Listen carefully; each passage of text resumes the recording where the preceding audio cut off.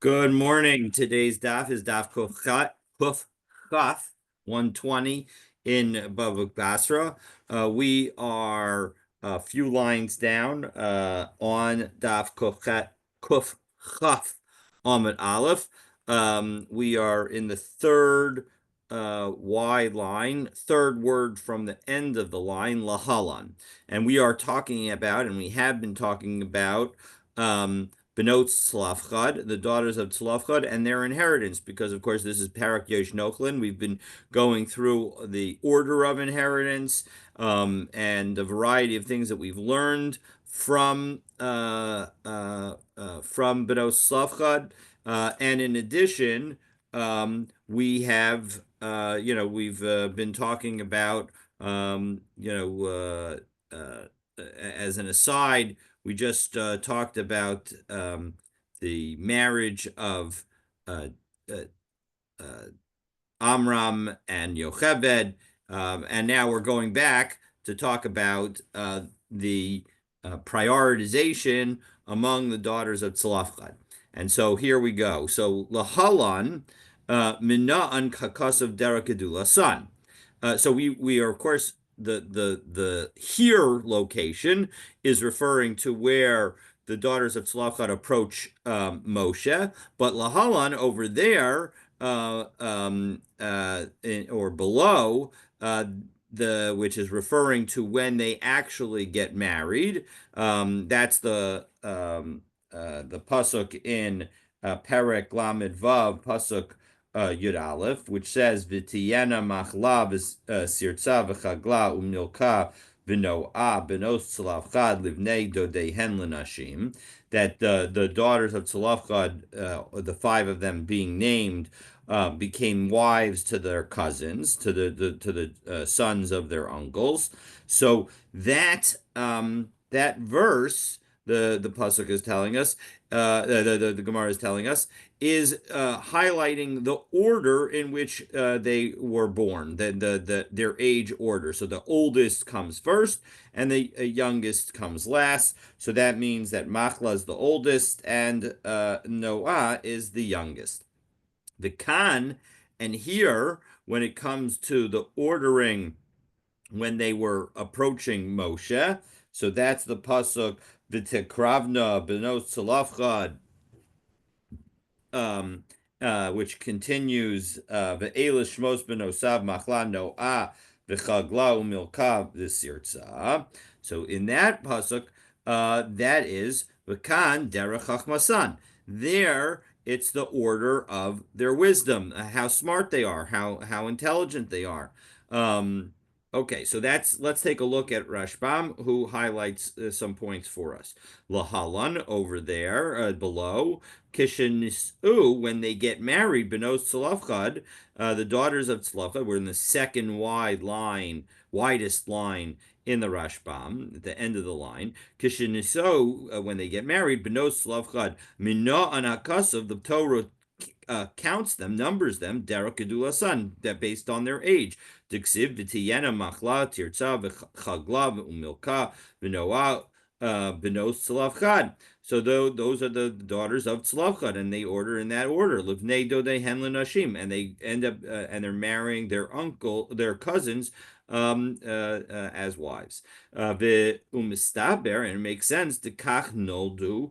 That's the order in which they were born. Kediksiv, as we know from the story of Yaakov, Rachel, and Leah, that Lavan says to Yaakov, "Lo yaseh came b'mkomenu l'teit hatzeira lefnei habechira," to have the younger daughter marry before the older. And of course, even though it's Lavan who says it, we say that actually this is a good logic, that actually we should apply this logic.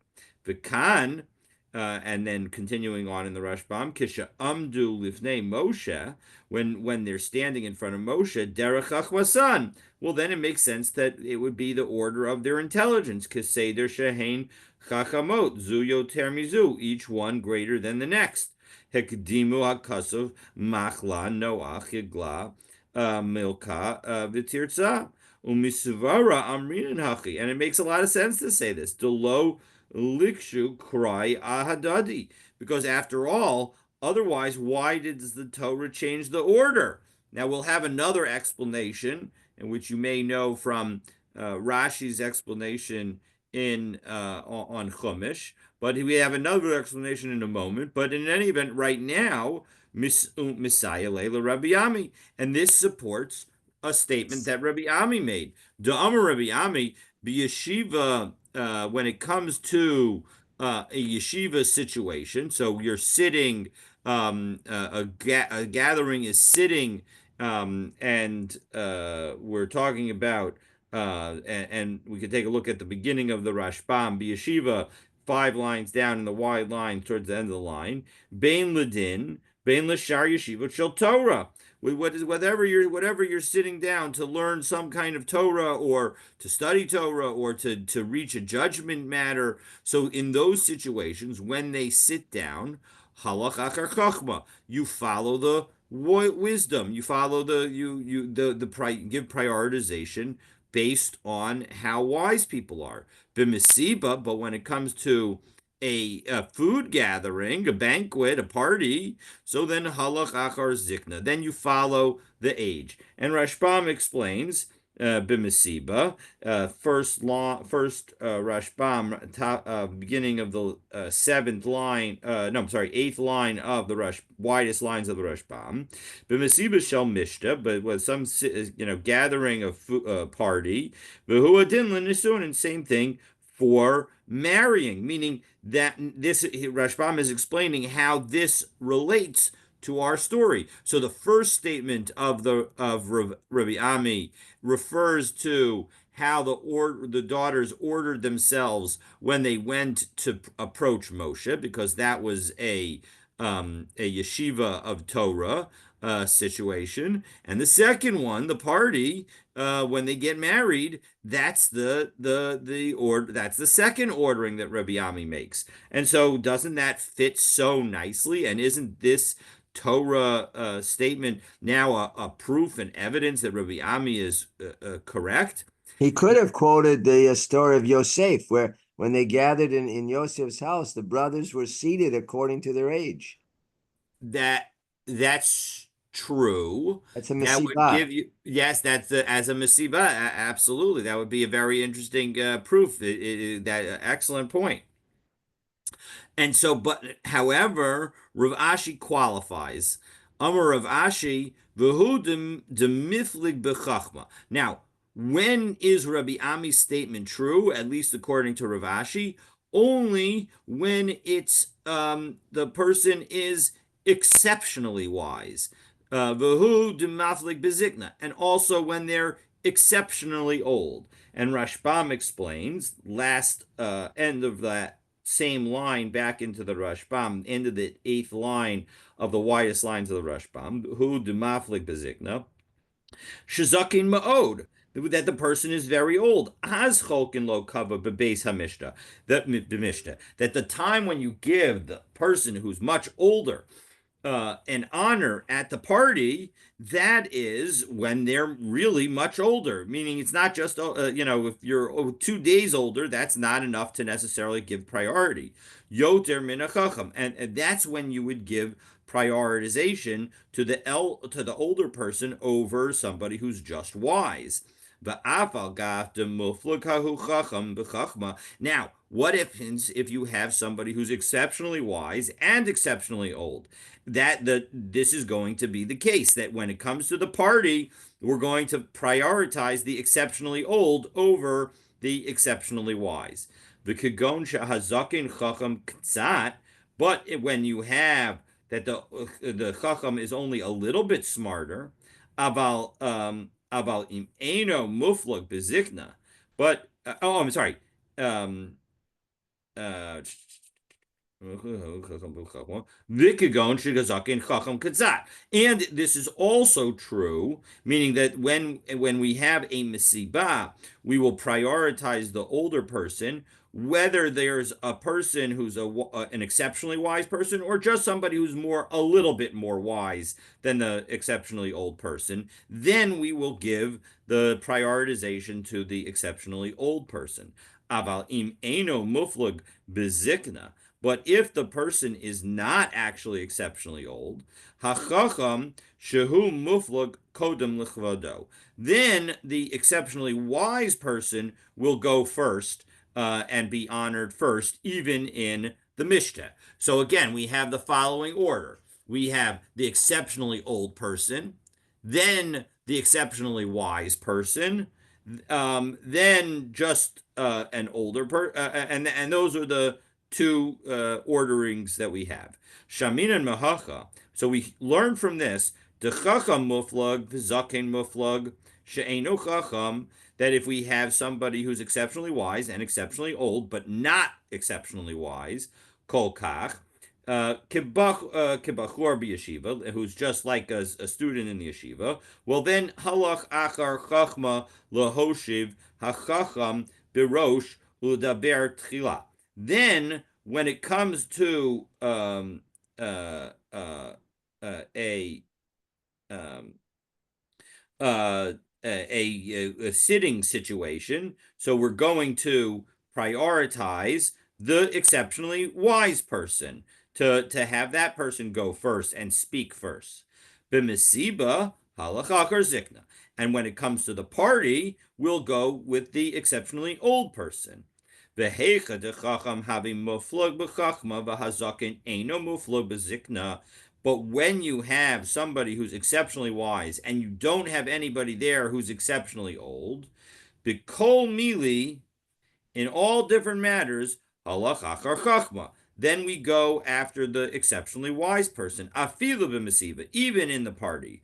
Vehecha dehazaken have a muflag bezikna, and where you have somebody who's exceptionally old, v'hachacham eno muflag b'chachma, and you don't have somebody who's exceptionally wise, b'chol makom halach achar zikna. So the bottom line is that if you have somebody who's exceptionally wise or exceptionally old, but not both, and you don't have one of each, well, then you will always follow the exceptional person and have that person go first, whether you're talking about a party or you're talking about a learning matter. The afilu b'yeshiva, even in a learning situation. However, hazaken chacham ktsat, because he's at least a little bit wise. Afal shehabachor chacham yoter mimenu, even though there's a younger person who's a little bit smarter than him. Vehecha de lo muflug, lo high bechachma, below high bezikna. And when you don't have anybody who's exceptional in either wisdom or age, nira be'enai, then the Rashbam says that I think, de bekol makom halach achar zikna, you would follow the older one in each situation. Mid amar Rav Ashi, v'hodim muflag bechachma, because that's what Rav Ashi was pointing out, that the joint Vehuda Muflak Bezikna. That when Rabbi Ami was giving the two separate and distinct preferences, that's only when you have somebody who is one person who is exceptional in wisdom and one person who's exceptional in age. Muflagin, when you have both of them, Holchem b'yeshiva achar hachacham, ub'mesiba achar hazakin. When you follow the wise one in a yeshiva situation, in a sitting in Torah learning, and you follow the older one in the eating situation. Miklal dehecha delo havi tarvayu muflagin. That implies that when you don't have both being exceptional, low high below high, neither this one nor that one, holchem b'kol makom achar echad mihem. You follow one of them and not, you wouldn't split it. Umi delo perish. And since the Gemara doesn't tell us which one is which, that it makes sense that we follow the older one. That since the younger one is only a little wiser, yoter mimenu, just than this guy. Ein lanu lebayish esazakin. There's no point in embarrassing the older one by saying, "Oh, well, this one's a few a few IQ points wiser, and so we're going to put this one above the other one it's clear that the other one is older." V'achacham eino bosh bekach, and the wise one won't be embarrassed by not being put first. Ma'achar shizakin mimenu, because after all, the other guy is in fact older than him. Yodeyahu shebishvil ziknaso cholkin lo kavod, and we know that it's because of his older age that he's giving him additional respect.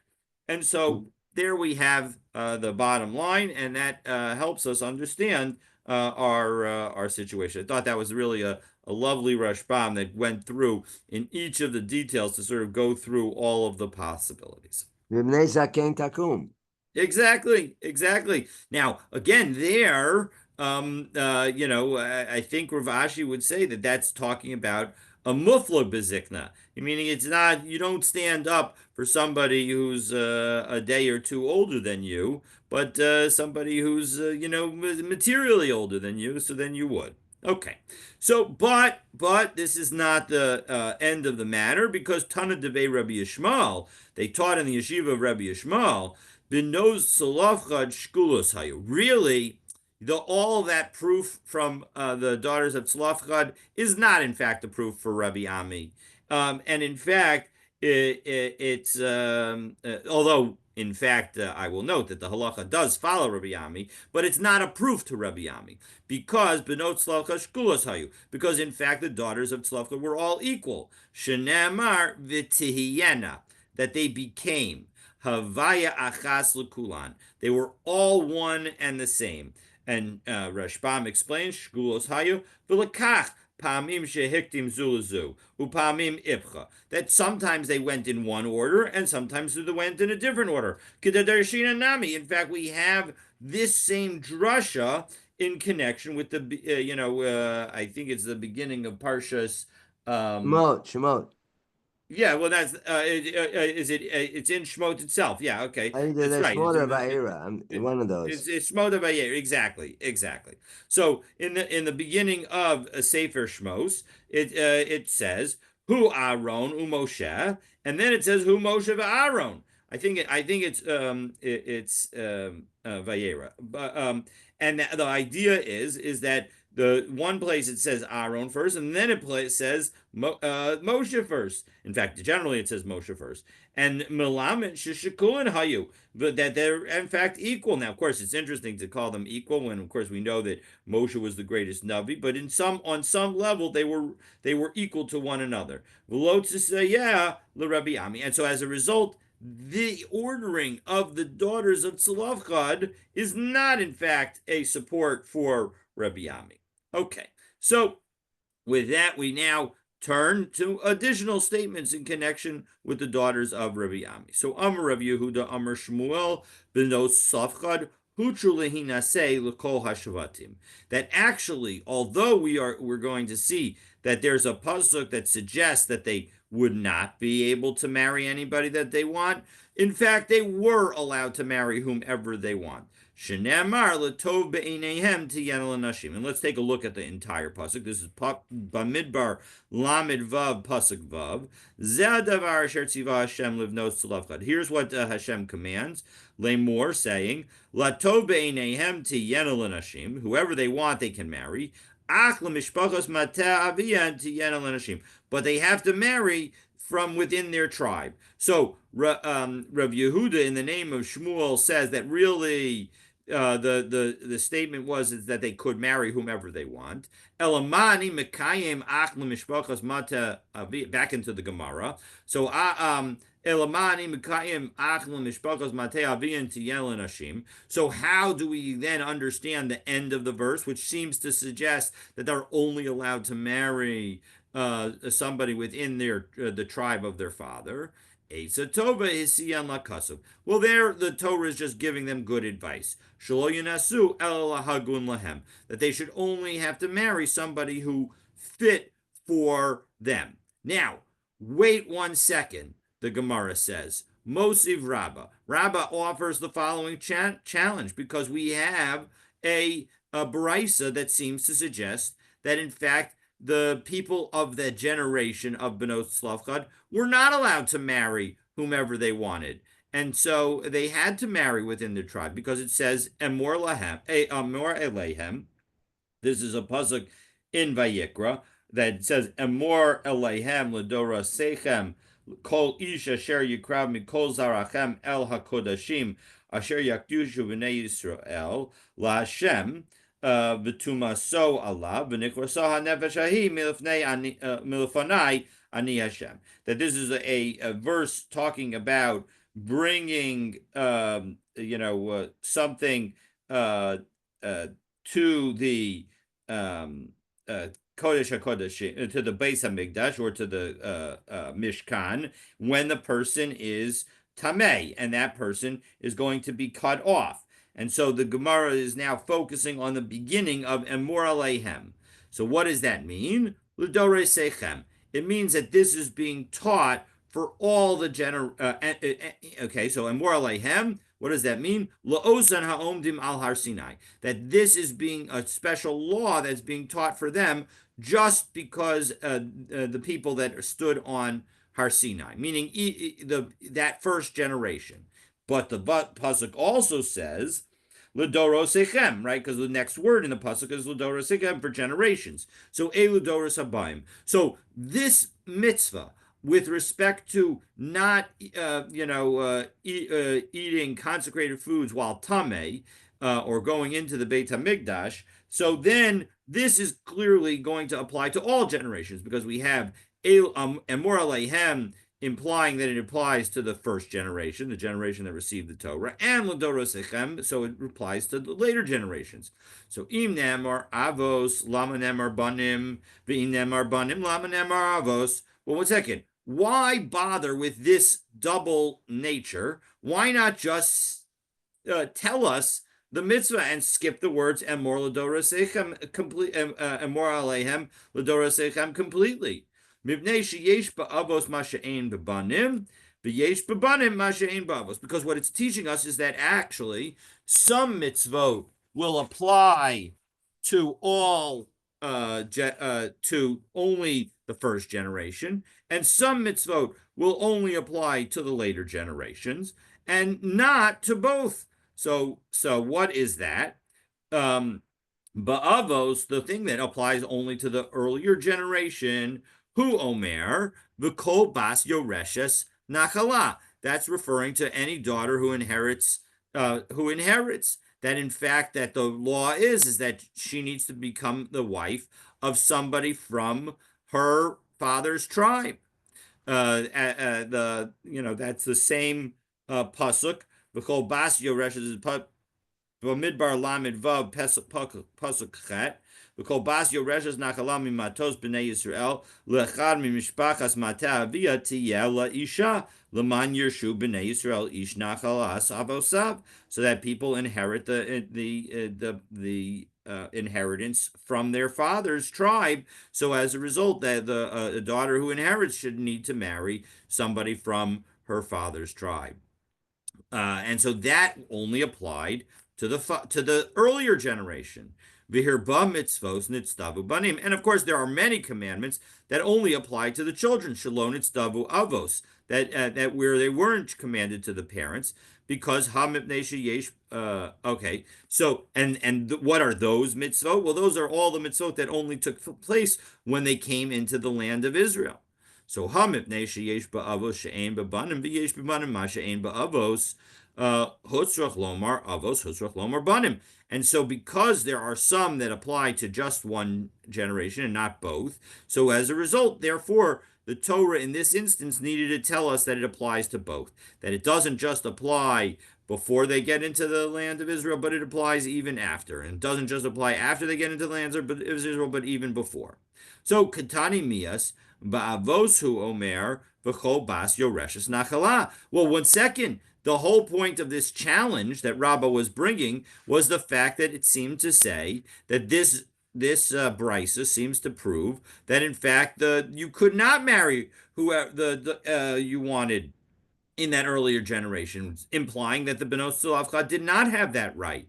So who mosiv la, who mefarik la. So the one who asked the question, Rabbah, not only did he ask it, but he also answered it. He put it back together. Levar bibenos tzlafchad. That the law, the ruling is that it was only everybody other than the daughters of Tzlafchad. So the daughters of Tzlafchad would be allowed to marry whomever they wanted, presumably because they are the ones who caused the teaching, and as a result, they could have potentially gotten married before they knew that they were going to get the inheritance, and so as a result, they can marry whomever they want. So Amar, but But still everybody within the else would tribe, not though, be. What? isn't it? They could, but yet the pasuk does. They can marry whoever they want, but within their tribe, right? Well, that's not what Rabbi Yehuda says in the name of Shmuel. Rabbi Yehuda says in the name of Shmuel that no, they were just being given good advice. That the advice for them is that they should follow the rule that applies to everyone else. But in fact, and of course they did in fact do that, but they were not required to do that. And Uh-huh. that's what they're saying. And to me, this, because on some level we're being post facto, it highlights that when you're in the context, and even though you might think that rules should not apply to you, that in your if you're in a context where the rule is applying to everybody else, you should probably follow the rule along with everyone else. Okay. So, suggesting that we shouldn't apply exceptionalism to ourselves. So, Amar Mar. So now let's take a look at this statement that we said, Ba'avos hu omer v'kol bas yoreshes nachala. That again, any daughter who inherits a legacy, they need to marry somebody in their own generation. Ba'avos in b'manim lo. That only applied, according to this brisa, by the earlier generation, not the later generation. My mashma. How do you know that that's the case? Meaning, how was it? Because remember that the wording of the pasuk and mor aleihem ladorosechem was said in connection with a totally different mitzvah in Sefer Vayikra. So what does it have to do? How do I know that the situation that's being accepted is this particular mitzvah that applies to the earlier generation and not something else? Amar Rava, Amar Kra, Zehadavar. The pasuk says that this is the thing, right? In connection with this is also in connection with sacrificing outside the Beit Hamikdash. So what does it say? V'yidaber Hashem el Moshe, daber el Aaron ve'el banav el kol bnei Yisrael v'amarta lehem zeh davar asher tziva Hashem. This is the thing that was commanded. So hachinami. So what do we see from that? I apologize. I'm sorry. I skipped a line. So Amarava, Amar Kra Zadavar. The Torah says Zadavar. This is Perak Lamed Vav Pasuk Vav, which says Zadavar Sher Tziva Hashem Libnos Tzlachad. This is the thing that was commanded to the daughters of Tzlachad. So that shows that it was something that only in this generation. Davar Zeh Lo Yehe Noheg Ela Bedor Zeh. This item was only taught for this generation. So that's the proof. Well, in second, Amr le Rabba Zuti le Rav Yashi. So in second, the Rav Zuti says to Rav Ashi, Elamiata Zadavar Deshchute Chutz. When it comes to slaughtering outside the Beis Hamikdash, Hachinami de lo yehi noheg ela bedor hazeh. So shouldn't we then say that that also applies only in that generation? Meaning, once you're going to tell me that the word zeh davar tells you something only applies in the first generation and not for future generations, well, let's take a look at where else it says zeh davar. And there are at least two other places where it says zeh davar, but one in connection with slaughtering outside the Beis Hamikdash. And the second one we'll get to in a moment. So shiny husam, no, that's different. Diksiv l'dorosam. There it specifically says for all generations.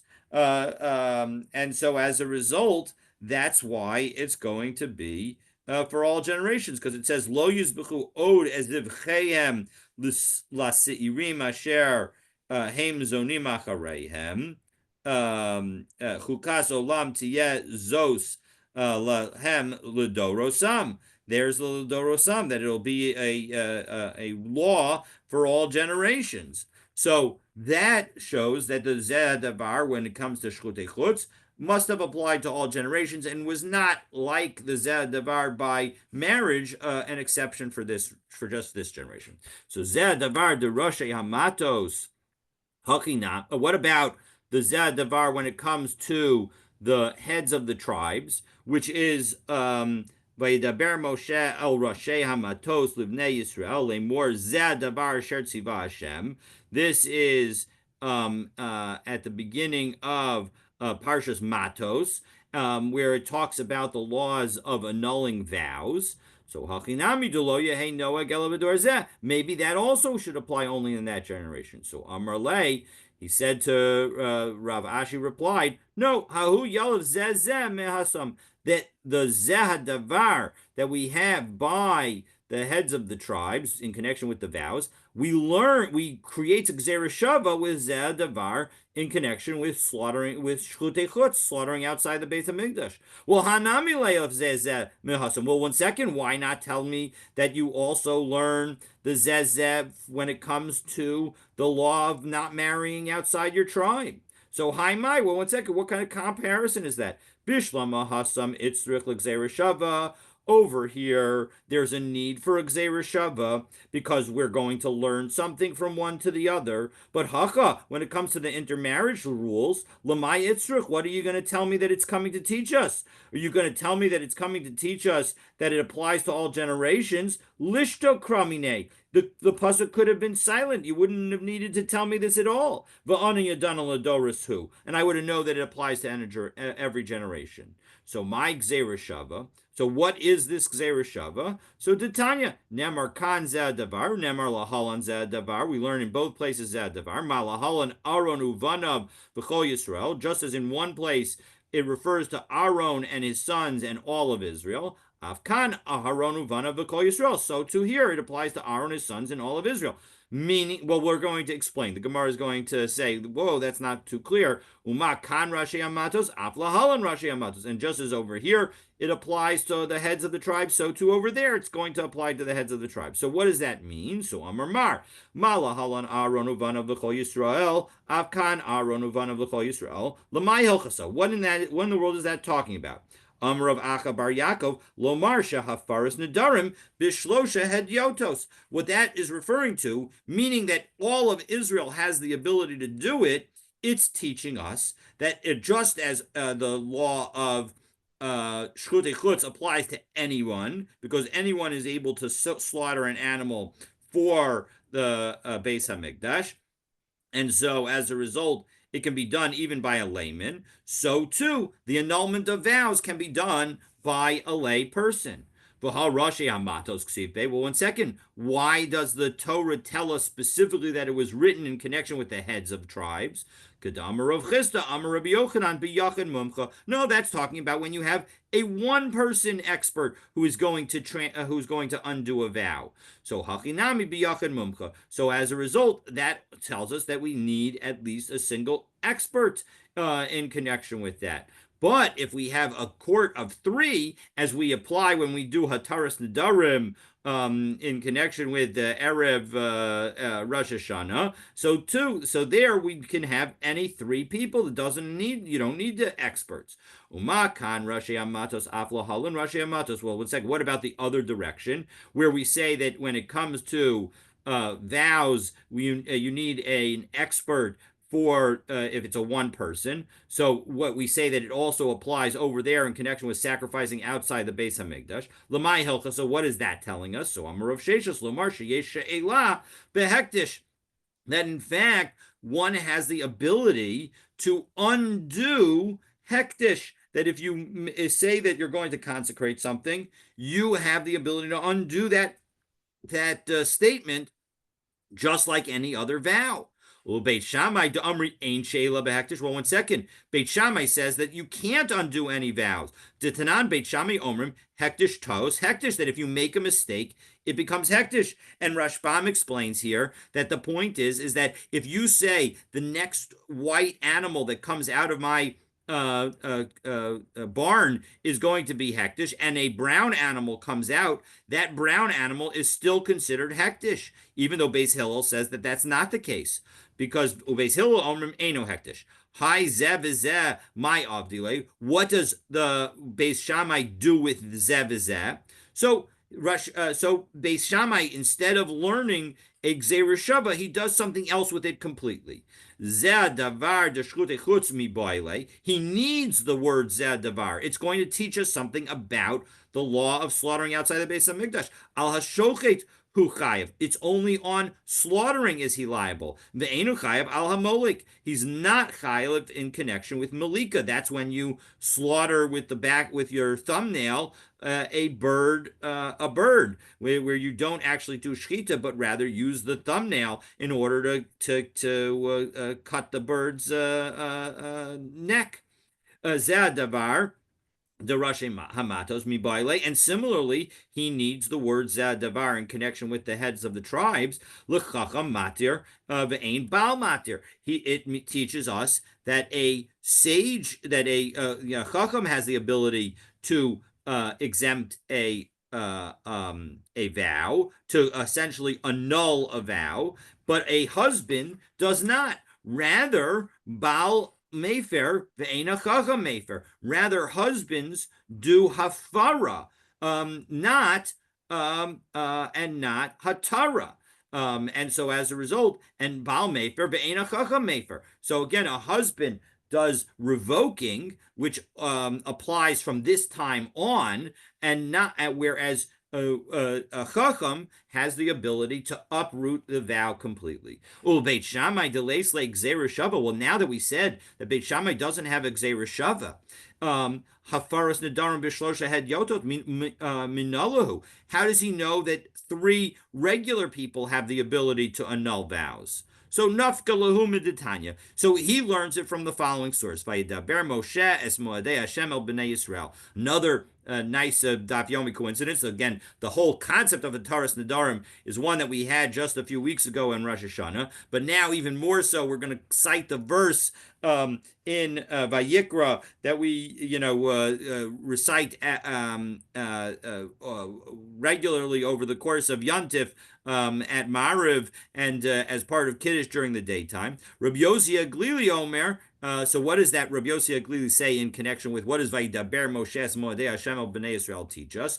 Moadei Hashem Nemru Shabbos Bereshis Lo Nemru, meaning that teaches us that it's only in connection with the holidays, but when it comes to Shabbos itself, then we have a different rule. Ben Azai Omer. Moadei Hashem Nemru Hafaras Nedarim Lo Nemru. So, but Ben Azai is the one who teaches us. So, the first concept is that when it comes to Shabbos, you don't need a beis din to tell us what day Shabbos is, but we need a beis din to tell us when the Moadim are, because that's how we determine the months, and the months will determine when the holidays are. But Ben Azai says, and of course it's Ben Azai that we need at this moment, because he's the one who's telling us the thing that we need, that Beit Shammai needs to know. So Ben Azai says that when it comes to Moadei Hashem, that's where you need to have a beis din to tell us what days are holy. But you don't need a beis din, Hafaras Nadarim Lo Nemra, but you don't need a beis din in connection with the annulment of vows. Rabbi Yossi Bar Nasan, Gamir La Laham Masnisa. So Rabbi Yossi Bar Nasan had learned this price, V'lo Yada Lefarusha, and he didn't understand how to explain it. So Azal Basrei de Rav Sheshes Narda. First he goes to Rav Sheshes in Narda. V'lo Ashkechei, but he didn't find him there because Rav Sheshes had already gone somewhere else. Azul Basrei Mechuza, so he went to Mechuza, Ashkechei, and he found him there. It highlights how we have to work hard to try and find a good Rebbe. Amar Lei, so he said to him, "My Moadei Hashem Nemru Shabbos Bereshis Lo Nemru." What does it mean that the festivals of Hashem were said, but the Shabbos of creation was not? So Amar Lei, Moadei Hashem Tzrichim Kiddush Beis Din. I've already explained it, but now he's going to tell us. Moadei Hashem need the sanctification of a Beis Din. Shabbos Bereshis, when it comes to Shabbos, ain't a Tzrichim Kiddush Beis Din. You don't need a special Kiddush of Beis Din. And okay, Salka Daita Kamina, I might have thought, Hol Uksiv Bay Gabi Moados Tibai Kiddush based in Komodos, but and because I might have thought that since Shabbos is also discussed in those verses in Vayikra, I might have thought that also Shabbos requires a sanctification Kamash Malan. So this verse is telling us by specifically referring to Moadei Hashem and not to Shabbos in that verse that it's not the case. Umay Moadei Hashem Nemru Afaras Nadarim Lo Nemru. One second, what about Ben Azai's statement? What is that coming to teach us? Moadei Hashem tzrichim mumchin, that the holidays of Hashem require expert judges in order to sanctify the months. As far as the Durham, ain't tzricha mumkin. But when it comes to, although it refers to Hafaras Nadarim, it's really Hataras Nadarim, as Rashbam explains, but it refers to, and so as a result, similarly there, it's distinguishing that when it comes to the months, you need to have experts to determine the month, but when it comes to annulment of vows, you don't need experts. But one second, doesn't the Torah tell us in connection with the annulment of vows that it was specifically given to the heads of the tribes? So I'm Rabbi Chisda, I'm Rabbi Yochanan, B'Yachan Mumcha. So that's talking about a single expert. And Tosos notes that same verse, the Shabbos Bereshis Ein Tzricha, that the verse Shabbos Bereshis Ein Tzricha Kiddush based in, that when it comes to Shabbos, you don't need to have Kiddush based in. We learn it from a different pasuk in Masekas Kiddushin, and he explains it actually that over there, that over there, that drasha is specifically like Ben Azai, because Ben Azai here uses Moadei Hashem for a different purpose. And so as a result, that's why it needs to be used, a different verse needs to be used over there. Alternatively, even according to Rabbi Yossi, it's useful to have two verses because one verse tells us that you don't need